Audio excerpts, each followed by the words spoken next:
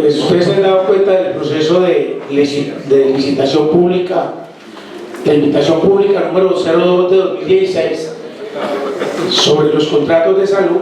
El informe se va a entregar por escrito, pues que fue un proceso donde todos quedaron inhabilitados, donde era calificable la red básica, donde no se podían anexar soportes cuando no estaban dentro del proceso. En fin, una licitación que tuvo muchos comentarios. Hoy vuelve a revivir un chat, creo que lo tienen todos, que nosotros vamos a quedar en Café Salud. Ese fue el chat que circuló cuando estaba Gina Parodi. Hoy no está Gina Parodi, pero vuelve y como que juega el tema. Ustedes se dieron cuenta, no pasó ninguno. Un proceso donde las dificultades no han entendido la importancia de este nuevo pliego de condiciones, los proponentes, donde desconocen que tiene que tener más sedes exclusivas, donde desconocen muchos factores para ese tema. Eso también estuvo sumado a la firma calificadora. El Comité Ejecutivo de FECODE ha solicitado una nueva licitación para que se defina cuál es la firma que va a estar en este próximo proceso de licitación. Es una discusión que tenemos en el próximo Consejo Directivo, y ahora estamos abocados a una nueva licitación que va hasta el 31 de mayo, y nadie mejor que el doctor Alexander para que nos haga pues énfasis en lo que se ha abordado, cómo se mantienen los acuerdos el 03 de febrero de 2016, el acuerdo 09 de septiembre de 2016. Recuerden que el acuerdo 03 es que la licitación era pública y que en la terminación de contratos era el Código Civil y Código de Comercio para la terminación unilateral de contratos. En el acuerdo 09 es el nuevo modelo de salud, cómo reemplazamos este vetusto modelo de salud actual, y lógicamente se tendrá el manual de contratación que fue aprobado en el mes de septiembre del año 2016. O sea, ¿qué estamos diciendo aquí? Será una licitación que no va a ser abreviada, que no va a ser a dedo, que será una licitación pública y que va hasta el 31 de mayo del presente año, y esperamos pues que ya en la página del FOMA, www.foma.gov.co, está todo el cronograma. Esta invitación pública es la número 002 de 2017, y allí abren un archivo zip, que es un archivo comprimido, donde están todos los documentos que hacen referencia a la licitación pública. De todas maneras, de parte de nosotros vamos a entregar en físico lo que es el cronograma y otros documentos que va a hacer entrega a la Secretaría General, que están en el proceso de impresión de los documentos. Lo dejamos con el doctor Alexander Rocha para que profundice cómo nuestro técnico y nuestro veedor en el proceso. Nuestro asesor. Buenos días a todos. Buenos días. Como decía el profesor Luis Eduardo, estamos iniciando desde el pasado viernes el nuevo proceso de licitación. Ustedes saben que el anterior proceso que hay que mencionar, esos son ya más de 19 meses en el cual FECODE ha estado luchando para tratar de mantener una iniciativa que busca, como ustedes bien lo saben, mejorar el sistema de salud para los profesores y sus familiares. Proceso que no ha sido fácil. La sorpresa que nos hemos llevado todos en el anterior proceso es que ninguno de los proponentes fue capaz de soportar toda la documentación exigida, y eso fue parte de la problemática del proceso. Es decir, todos presentaron miles y miles de documentos, pero los documentos no tenían ni la completitud ni los requisitos que se estaban exigiendo. Eso produjo que el comité evaluador determinara que ninguno de los proponentes había sido habilitado y ni siquiera pudieron pasar a la fase de calificación de los requisitos ponderables, como los hablábamos en una asamblea el año pasado. Entonces, al darse esta situación, y buscando que, como se decía, no sea un proceso de contratación a dedo, se erradique el concepto de contratación directa, que se permita la pluralidad de muchos oferentes para que por lo menos ingresen nuevos operadores en el sistema del magisterio. Se inicia la revisión de lo que podría ser la estrategia para conformar el siguiente proceso. Entonces, a partir del mes de febrero se conformó una mesa técnica con representantes del Ministerio de Educación, de FECODE, en el cual yo estuve como representante durante todas las sesiones, por parte de la FIDU previsora y por parte del asesor experto, el doctor Félix Martínez, que ustedes lo conocen, que fue, digamos, el experto en salud, que fue quien delineó lo que se pretende sea el nuevo modelo de prestación de servicios de salud. Este grupo, lo que hicimos el 1 de febrero fue determinar las reglas del juego, y las reglas del juego era que por ningún motivo íbamos a cambiar nada de lo consignado en el modelo de salud propuesto, que para nada íbamos a cambiar requisitos y condiciones que hubieran sido votadas por los consejeros del FOMAC, es decir, ningún elemento que distorsionara lo que ya se había discutido. A manera de ejemplo, ¿cuáles iban a ser las regiones? ¿Cuáles iban a ser los requisitos de la red de prestación de servicios? Lo consignado en los acuerdos vigentes, el acuerdo 03, el acuerdo 009, es decir, todos aquellos elementos que ya hubieran sido discutidos, concertados entre las diferentes partes durante todo este proceso. Esa fue una primera condición. La segunda condición es que teníamos que entender, todos los miembros de la mesa, qué era lo que había ocurrido en el anterior proceso, y para esos efectos entonces le pedimos a la firma evaluadora de IG Asesores que nos presentara un resumen de los principales hallazgos que motivaron que ninguno de los oferentes de los 28 que se presentaron fueran capaces de pasar las reglas del concurso. Entonces, aprendiendo la problemática de lo que ocurrió, tomamos en cuenta unos elementos básicos que era lo que teníamos que modificar. Y el principal elemento que se daba acá era que había que definir qué se trataba por requisito habilitante y qué se trataba por requisito calificable. Resulta que los requisitos habilitantes, y ahí vamos a avanzar en el anterior proceso, los requisitos habilitantes comprendían todos los requisitos de tipo jurídico, de tipo de experiencia, financieros, y la red de prestadores de servicios de salud. La red de prestadores de servicios de salud, entendida como la oferta que hace cualquiera de los interesados para prestar servicios de salud en la región donde desee participar y en los niveles de complejidad que requiere el modelo de atención del magisterio. Recuerden en las anteriores charlas que hablábamos que el modelo de atención buscaba que en la totalidad de los municipios hubiera red de prestadores de servicios básicos, y que adicional a esa red de servicios básicos que se ofreciera también existiera una red alterna para que en caso tal de que esta fallara se pudieran prestar servicios con otras instituciones habilitadas. Y este requisito se extendía hacia la mediana y alta complejidad, quiere decir para la totalidad de la red. Entonces ahí fue donde se presentó el primer inconveniente.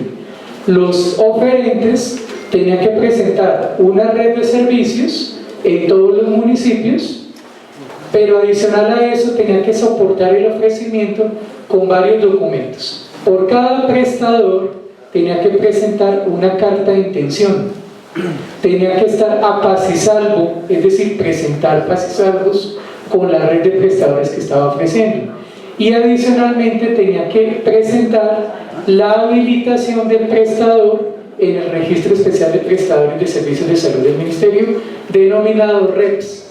Entonces cualquiera de esos tres documentos que hiciera falta invalidaba la propuesta.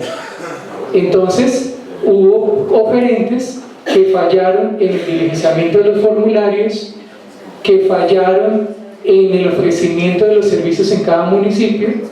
Algunos fueron demasiado pretenciosos en que iban a prestar los servicios con 4 clínicas en un departamento, es decir, se les olvidó que había que presentar servicios en cada uno de los municipios. Otros entregaron las cartas de intención dirigidas no a la unión temporal, sino a alguno de los proponentes que conformaban las uniones temporales. Otros no presentaron cartas de intención, presentaron contratos. Otros no presentaron contratos. En fin, toda la cantidad de elementos que al final daba que ninguna de las propuestas en la red básica iba a ser habilitada. Entonces, teniendo en cuenta ese primer elemento, que los formularios probablemente no eran lo suficientemente claros y precisos para que se diligenciaran adecuadamente por parte de los proponentes. Número 2, que los requisitos de pronto eran demasiado exorbitantes al solicitar carta de intención, contratos, registro de prestadores, etc. Entonces se dijo lo siguiente: lo habilitante debe ser, en primer lugar, todos los requisitos de tipo jurídico, es decir, instituciones legalmente constituidas, que correspondan a IPS, que estén habilitadas, que tengan certificados de Cámara de Comercio vigentes al momento de la prestación, que tengan vida jurídica durante los siguientes 5 años a la presentación, al inicio del concurso. Eso por un lado. Por el otro lado, que la experiencia sea por un monto cercano al 30% de la primera anualidad, es decir, ese requisito no se cambió, y que sean contratos ejecutados durante los 5 últimos años. Adicional a eso, que todos sean capaces de conformar redes de prestadores de servicios de salud y que por lo tanto cumplan con requisitos de tipo financiero como se definieron en el anterior concurso y licitación. Nada de eso se cambió, pero entonces el requisito de lo que fuera habilitante se determinó únicamente para la red del primer nivel de complejidad, es decir, para la oferta de servicios en cada uno de los municipios, para que el ofrecimiento del segundo y tercer nivel sea parte del requisito habilitante. Entonces aquí vemos en la diapositiva que hay unos requisitos habilitantes que son subsanables y hay unos que no son subsanables. Los habilitantes tenemos subsanables, los jurídicos, los financieros, los de experiencia y los soportes de la red básica. Es decir, todos los oferentes, cuando presenten la propuesta técnica de la red de primer nivel, van a diligenciar un formato Excel donde viene toda la oferta de servicios detallada por cada municipio, pero la red básica.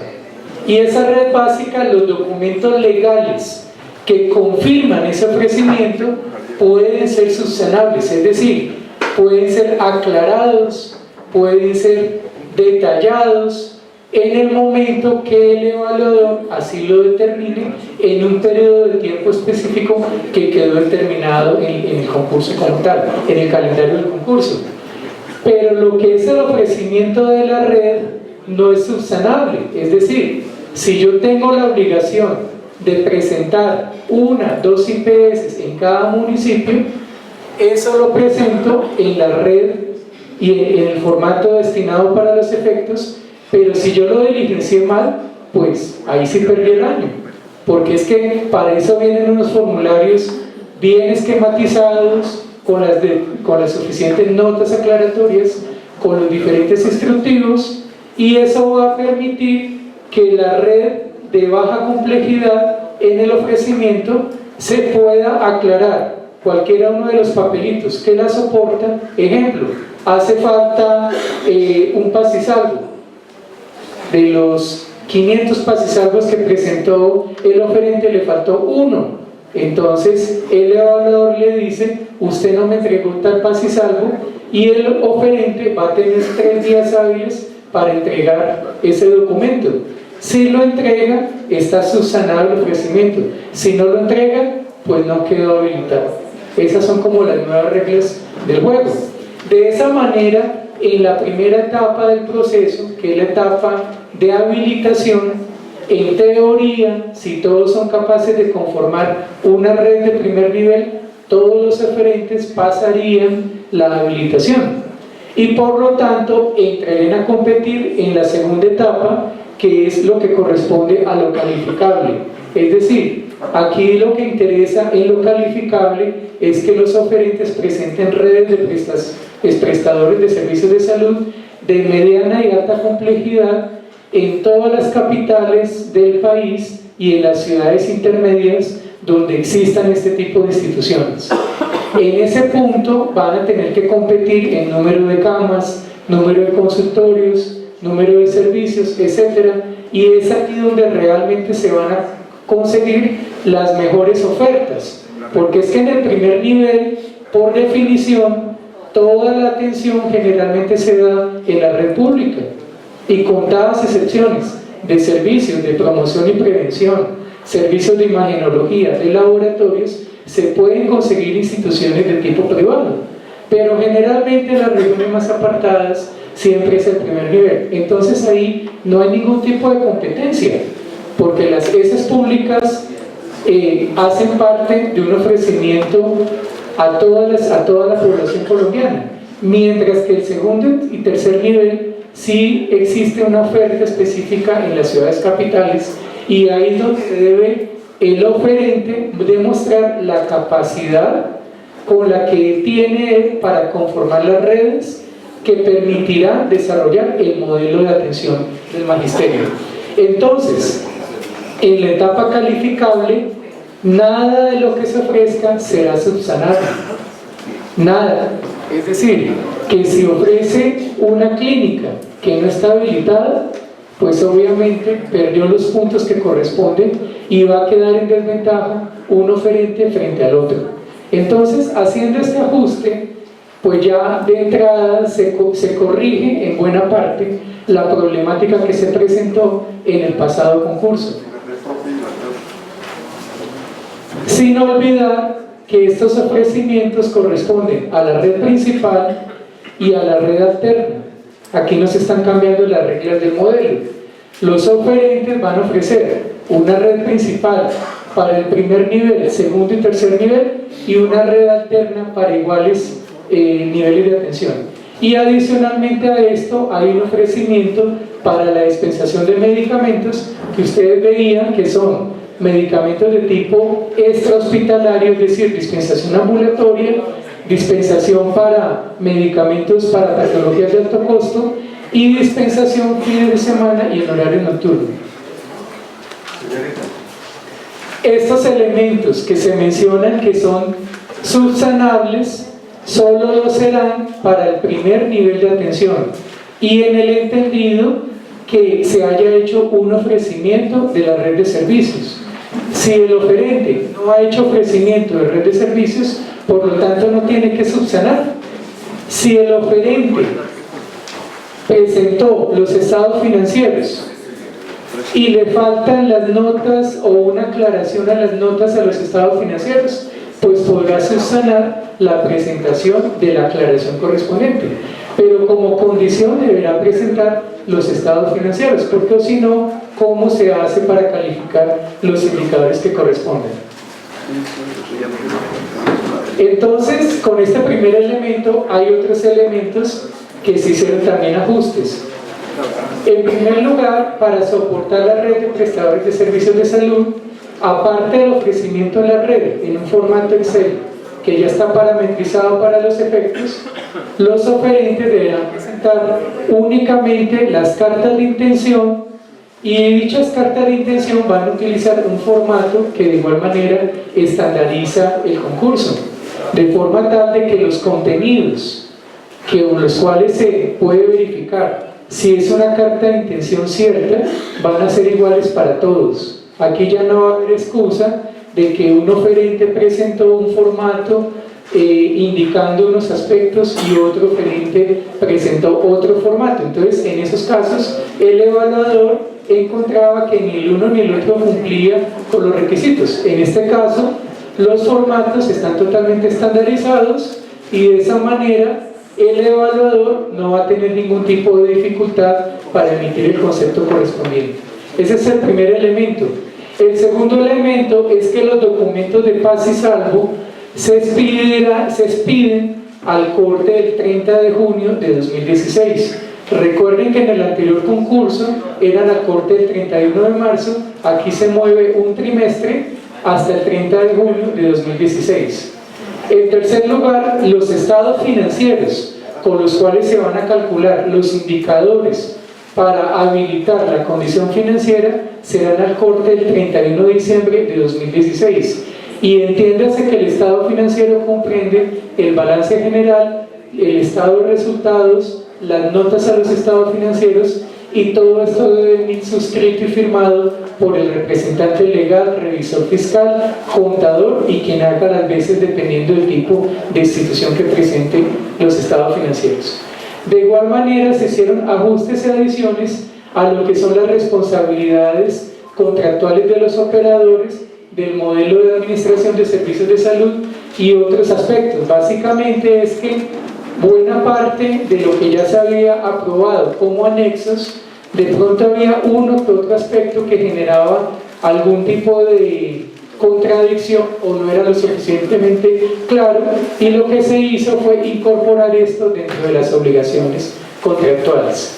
De otra parte, para evitar también, porque eso ocurrió en el anterior concurso, en la anterior licitación, que por ejemplo el oferente no firmó un certificado, no firmó el formato donde venía toda la red de servicios.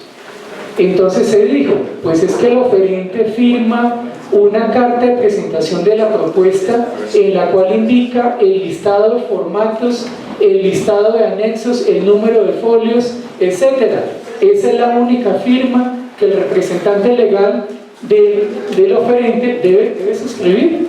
¿Para qué enredarnos y ponernos con tantas legalidades que lo que termina es armando toda una confusión? Entonces acá se elimina la firma del representante legal en los formatos técnicos y solamente el representante legal del oferente firma la carta de intención, indica el número de folios y todos los anexos que correspondan. De igual manera, se hacen ajustes a todos los formatos de la parte técnica. Aquí hubo una gran problemática porque los formatos, los oferentes, tomaron la decisión cuando presentaban la red de prestadores de servicios de suprimir una columna porque no les gustó esa columna, la borraron y resulta que en esa columna había que registrar las sedes exclusivas. El oferente que borró esa columna pues no ofreció sedes exclusivas, entonces el evaluador dijo no me ofreció sedes exclusivas y luego el oferente dijo usted no tiene la razón.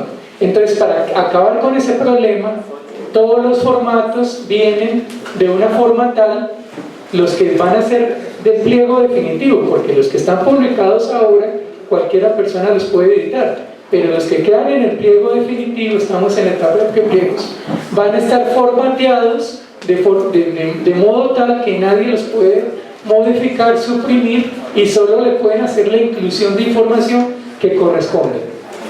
Eso mismo ocurre con todo lo que son los anexos, formatos de cartas, proformas, es decir, todo se dejó de forma estandarizada para que el oferente se ciña a diligenciar lo que se pide única y exclusivamente en los anexos y formatos. De otra parte, se determina un tiempo específico, la letra G, para el tiempo para subsanación. Resulta que en el anterior proceso estaba estipulado que los oferentes podían subsanar aspectos hasta el momento de la adjudicación. Entonces eso era un tema bastante complejo de manejar, porque si el oferente quería o no entregar la información, siempre iba a tener plazo hasta el último momento para llevar documentos, y eso encontramos que eso no era razonable. Entonces lo que se determinó en el proceso que inició el pasado 17 de febrero es que haya un periodo para subsanar aquellos aspectos que sea necesario aclarar como lo he venido explicando durante la presentación. De otra parte, se determinaron algunos aspectos que facilitan el nuevo proceso. En primer lugar, determinar las causales de inadmisión, lo que es subsanable y no subsanable. Yo ya expliqué las dos últimas, el subsanable y el no subsanable. El inadmisible es, por ejemplo, que un oferente presente la propuesta sin la póliza de seriedad de garantía de la oferta. Eso es una póliza que es fundamental para que se entienda que es una oferta seria.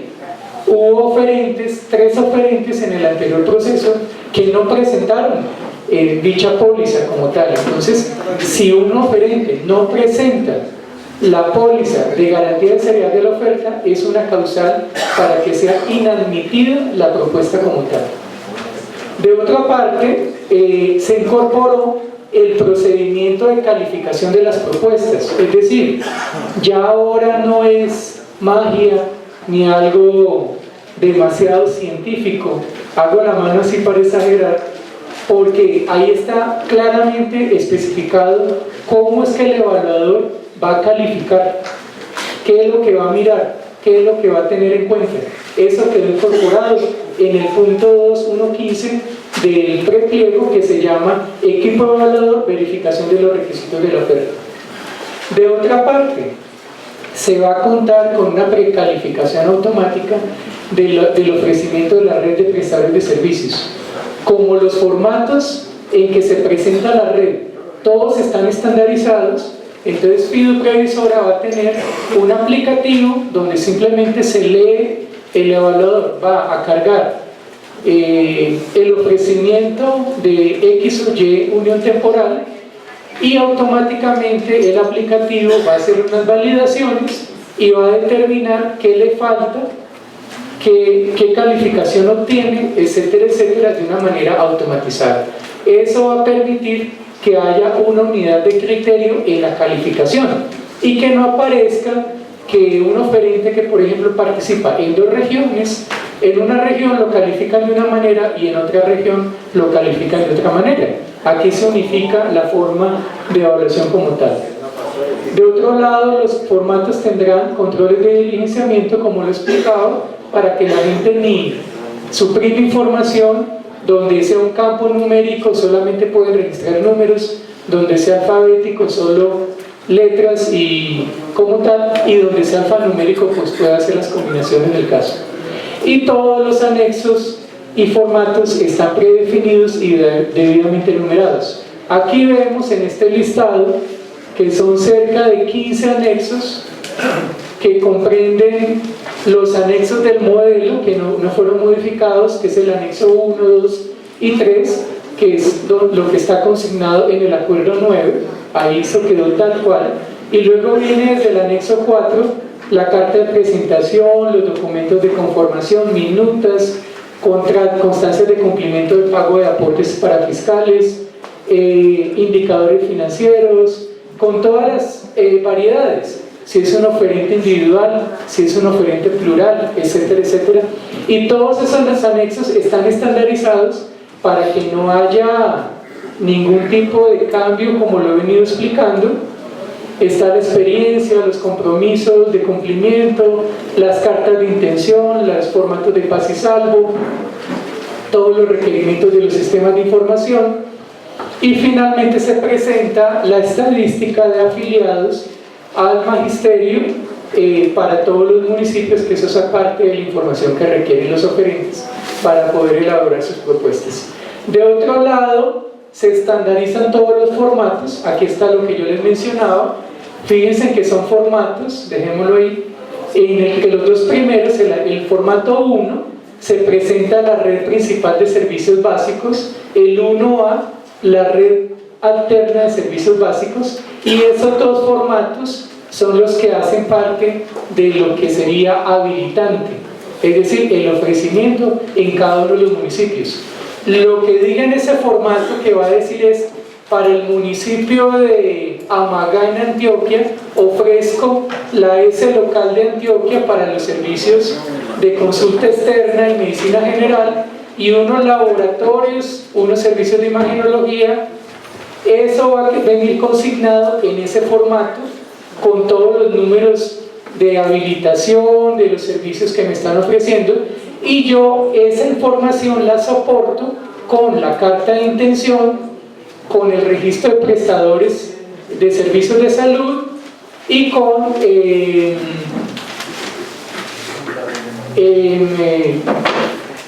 ¿cuál es el otro documento? Y con el documento del paz y salvo. Con esos 3 documentos yo soporto cada una de las IPS. Entonces, si me falta alguno de esos documentos o alguno de esos documentos no es lo suficientemente claro, entonces le van a escribir al oferente involucrado para que subsane, solo en ese caso.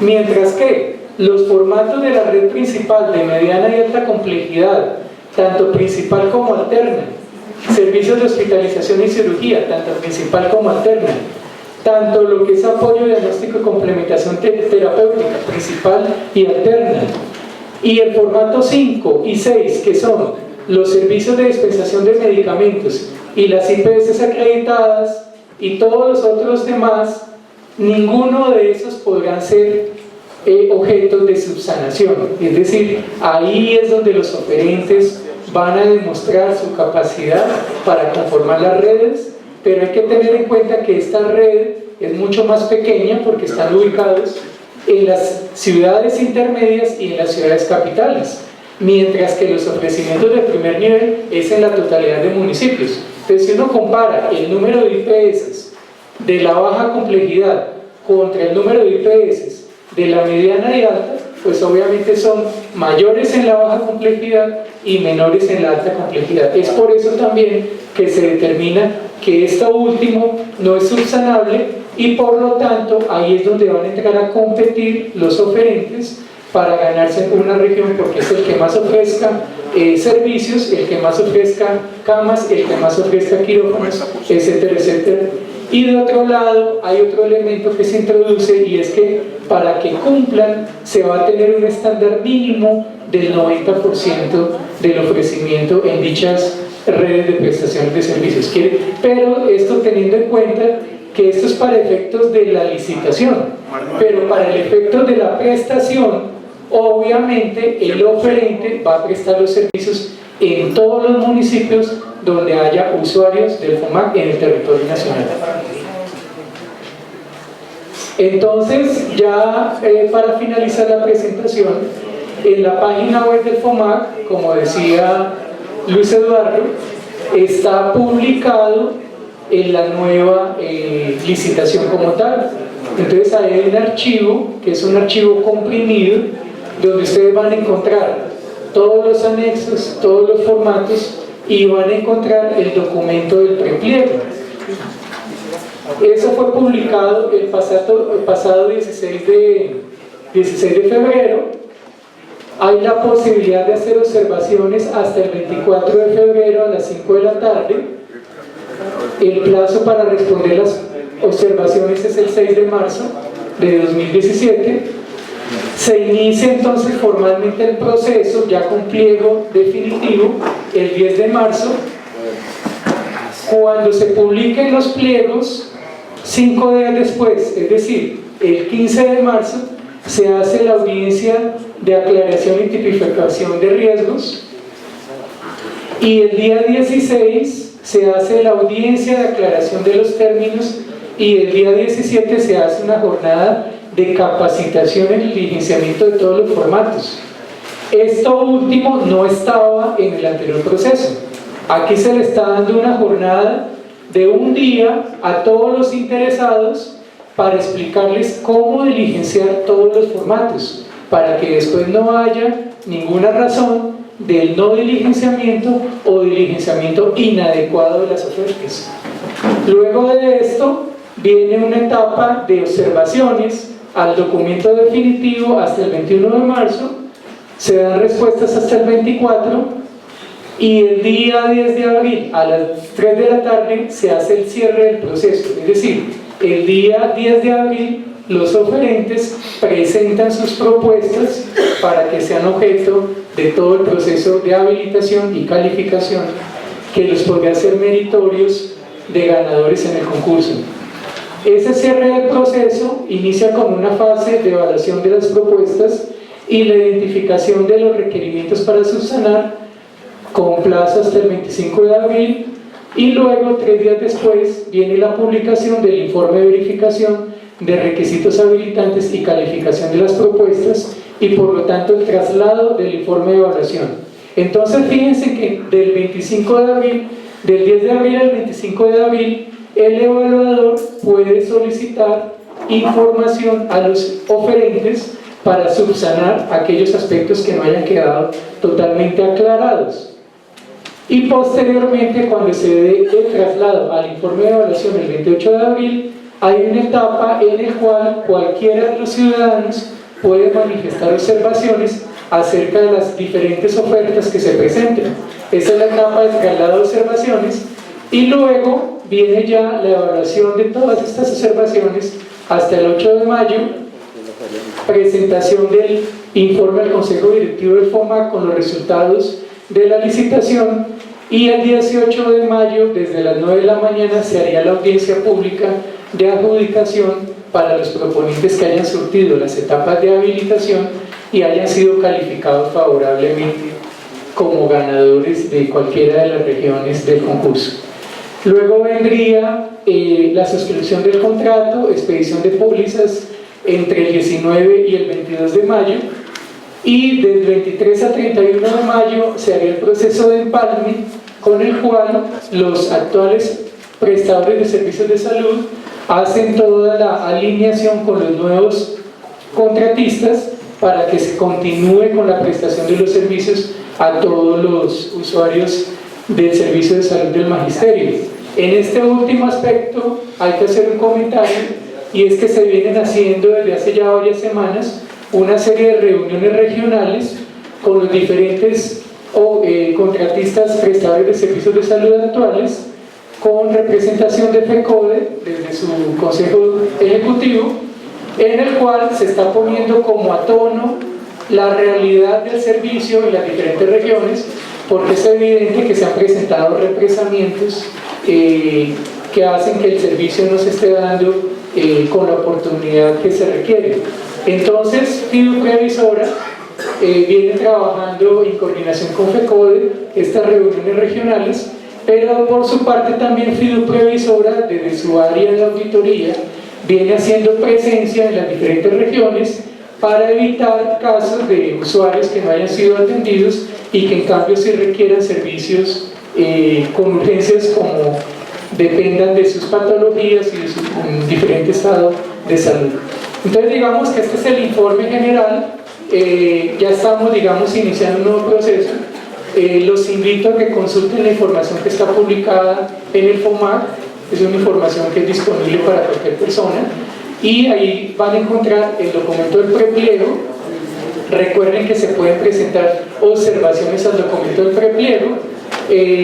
Esas observaciones van a ser revisadas por FIDU Previsora y por necesariamente la mesa técnica que se ha conformado para los efectos, y obviamente la versión del pliego definitivo pues ya deberá incorporar todas las opiniones y aspectos que de pronto permitan mejorar este proceso.